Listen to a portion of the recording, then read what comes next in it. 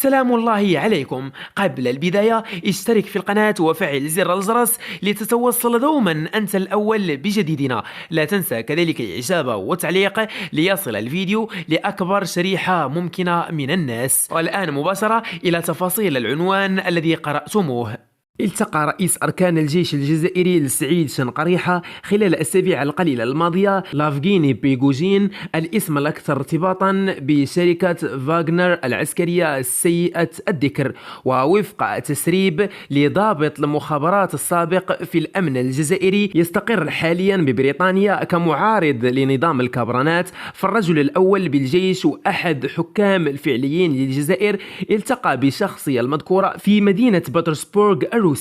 وحسب بدات المصادر فاللقاء جاء بطلب شنقريحة بعد تلقيه لتقرير مفصل من طرف زعيم عصابة البوليزاريو إبراهيم غالي حول ضعف التكوين العسكري لدى ميليشيات المرتزقة وعجزها عن شن حرب استباقية ضد القوات المغربية وعدم تمكنها من استخدام مجموعة من الأسلحة المتطورة التي تسلمتها الجبهة في الفترة الأخيرة من إيران وكوبا. واعتبر المعارض الجزائري أن التقرير المذكور كان هو الدافع وراء عقد اجتماع الأمن العسكري، حيث تم الاتفاق بين شنقريحة وبريغوجين على أن تضع شركة فاغنر بالتدريب ميليشيات المرتزقة على استخدام طائرات كاميكازي الإيرانية والصواريخ الإيرانية من نوع بركان 2 قاهر 2 بدر 1 مقابل مبلغ مالي تم الاتفاق عليه وحدد في 12 مليون دولار شهريا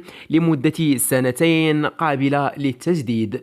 وفي ذات السياق يشير التسريب إلى أنه تم الاتفاق بين السعيد شنقريحة ولافغيني بريغوجين على تأسيس استراتيجية موحدة لتضييق ومحاصرة الامتداد السياسي والاقتصادي المغربي في دول غرب إفريقيا والساحل.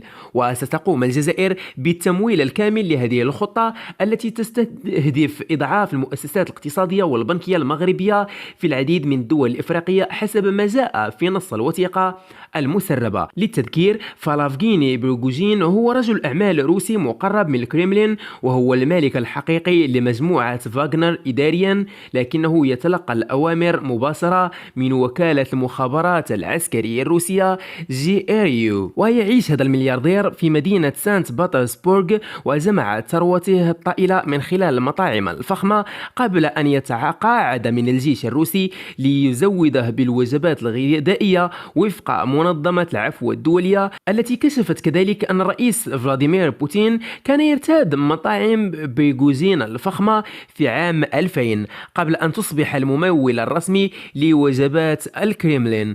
وأضافت المنظمة الدولية للعفو أن الملياردير لافغيني بريغوجين استثمر أيضا في مجالات عدة أخرى كالغاز والبترول في إفريقيا والشرق الأوسط وفي مجال الإعلام والاتصال. ويطلق عليه اسم الزعيم، وهو الاسم الذي يشتهر به داخل جهاز وكالة الاستخبارات الروسية المعروفة اختصارا BGRU.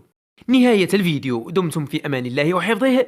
إلى اللقاء. لا تنسى الاشتراك في القناة وتفعيل زر الجرس لتتوصل دوما أنت الأول بجديدنا. إلى اللقاء.